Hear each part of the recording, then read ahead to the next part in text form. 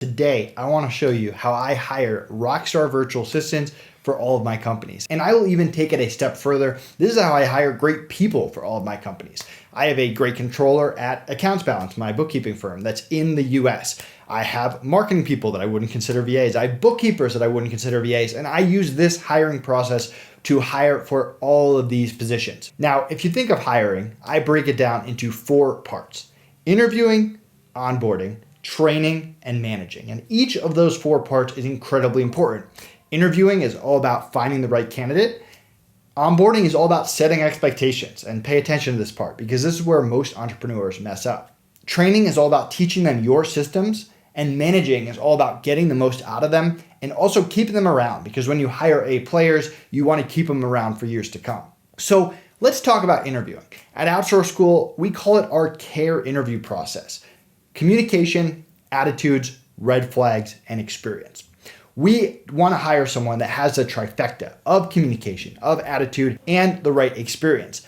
Where a lot of people go wrong is they just hire people for skill. They just hire people that have 10 years of experience, that work in a similar company, whatever it is, and they ignore the attitude and the communication. We want people with great attitudes. We want people with strong communication skills. They need to have all 3. If you've ever worked with someone that can't communicate or has a terrible attitude, you know that that's a problem.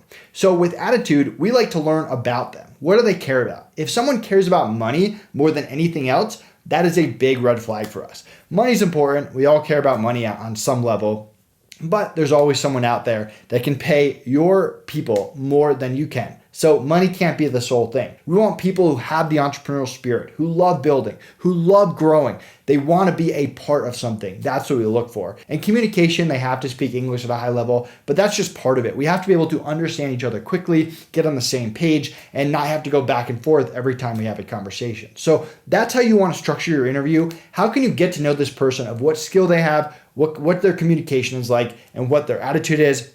And the R, again, stands for red flags. So you want to see, what are the red flags? What is this person telling me that shows me they don't have the right attitude, they don't have the right communication, or they don't have the right experience? That is how we interview people for all of our company, and you can learn more about that at Outsource School.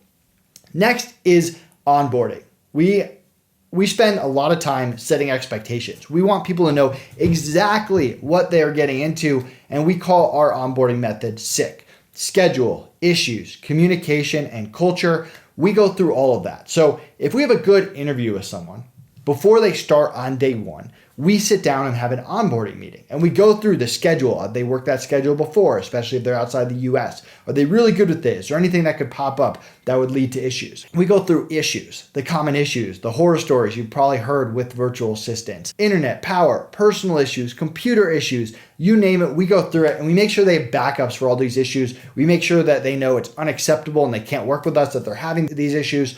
Now, we're pretty reasonable people. If they need a day off, if something happens in their personal life, fine, but it has to be communicated, and there has to be backup plans. It can't just be, hey, I lost internet or my computer broke, I can't work for a month. They have to have a backup computer, a go-to place they can go to work with internet. We only work with people that have these backup plans. Communication, we go through all the different ways that we communicate in our company: how we use Slack, how we use Zoom, how we use WhatsApp. Make sure people know what communication channel is for each, because the way you communicate might be different than past clients. What constitutes an emergency, and how do they communicate that? How, if they're working on a project, how do they update you? Go through these communication guidelines. And lastly is culture. Every business has a different culture. Spend time figuring out what your culture is, but make sure you're hiring someone that wants that specific culture. So we go through what our culture is and make sure they want to be a part of that. Here's the key. At the end of going through SICC, schedule, issues, communication, culture, we give the virtual assistant a chance to back out, or any hire a chance to back out. And that's fine. We would much rather someone tell us, hey, after going through expectations, this is not a fit, this is not what I'm looking for, than to deal with that down the line. You don't want to train someone for a month and then have them tell you, hey, I can't handle your expectations, or I'm having all these personal issues, or whatever it is. Set those expectations up front. Managing is a lot of different things. A big part of it is SOPs. If you watch my video on exiting a company, you know that SOPs are incredibly important.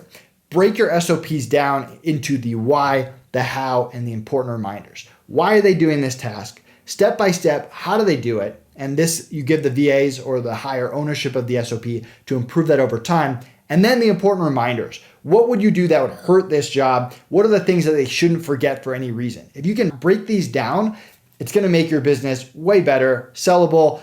It's going to be easy to hire people, have really good SOPs. Managing is also about meetings. You should have an all hands on deck meeting at the beginning of every week where you go through last week how it went and what the plans are this week, what everyone's working on, and any important reminders for the company.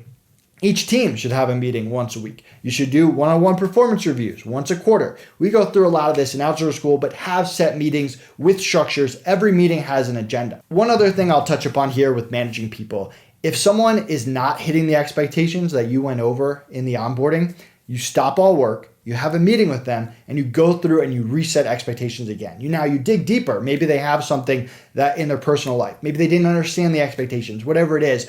But all work stops until you get on the same page in a meeting, and you don't leave that meeting until you're on the same page. If you can't get on the same page, that's usually a sign that you need to work with someone else and hire someone else. Now, with managing people, you also need to have a way to fire someone. If they're not working out, you need a checklist of what do you do when you fire someone. Usually we pull them aside or we contact them in Zoom and we're removing their access while they're in a Zoom meeting with me. And then we inform the team right after, let the team know why, and also assure people that their jobs are safe, assuming they are, because everyone, when they see someone get fired, they always think if I am next. So make sure when you're managing people, you're running consistent meetings. Make sure that if someone's performance is not working out, that you are sitting down, meeting with them, stopping work and resetting expectations, and making sure that you have a firing checklist if you need to get rid of someone.